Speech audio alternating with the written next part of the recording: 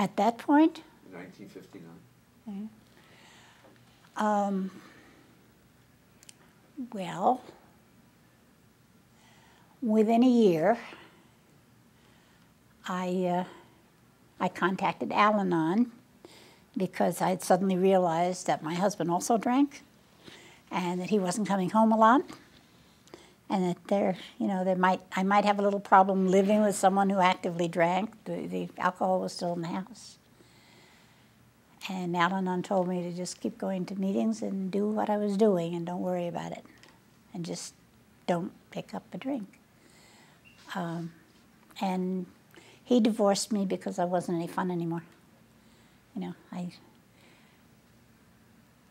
I went to family gatherings, and I went to, once in a while to a social event with him, because there were a lot of parties.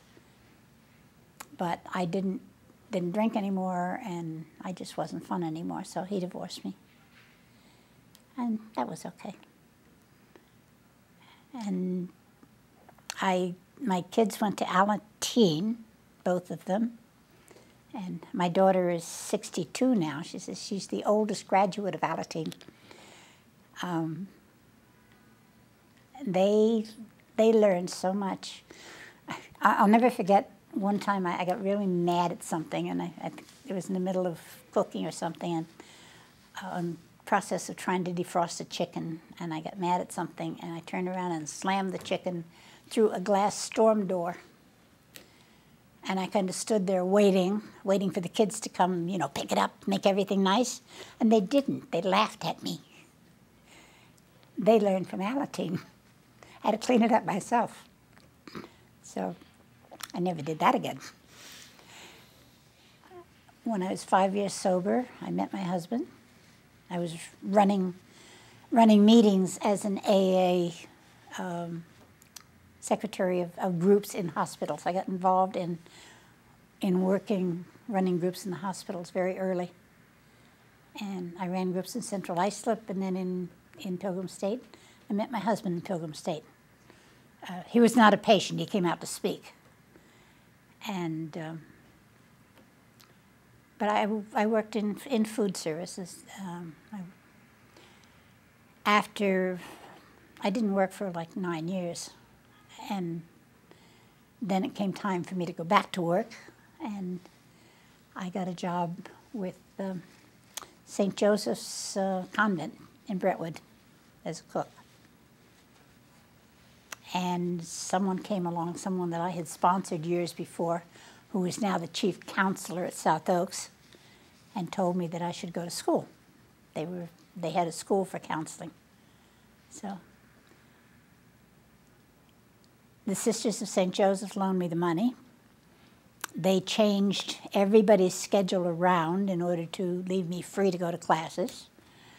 And this young man that I had brought to AA years before made all the arrangements through South Oaks, and I was in school. So I went through the counseling course at South Oaks.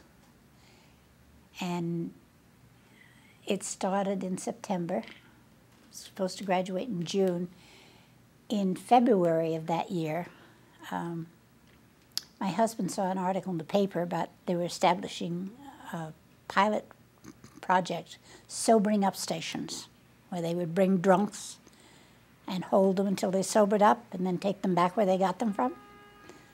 And one of the requirements they wanted, they were using EMTs. It was non-medical, but they needed EMTs.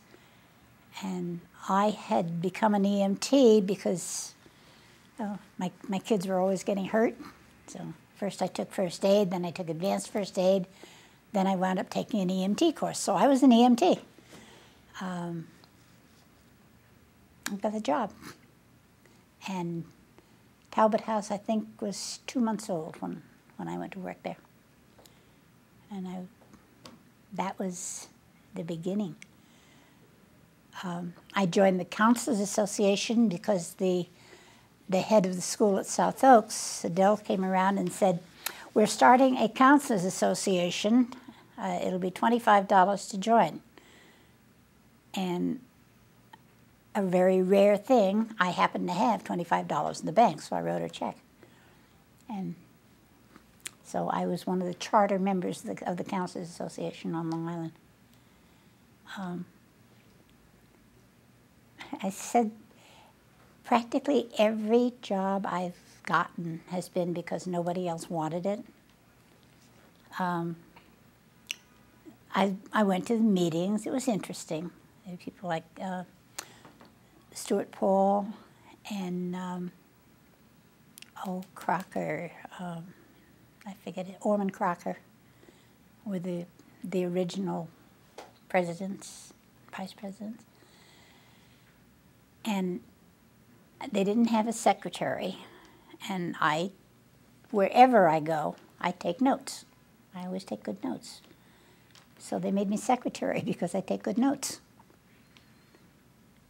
And I've been involved with it ever since. I still belong, even though I'm retired many years now. I worked at Talbot House.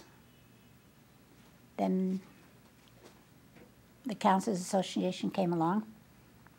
Then I got a part-time job with another pilot project, the Probation Alcohol Treatment Program, where they pair a probation officer with a counselor to run group with multiple DWI offenders. We had people with 13, 15, 20 DWIs. And we ran groups. And that was, it's now a very well-established program. I was part of the original cast when they started. I've been so lucky.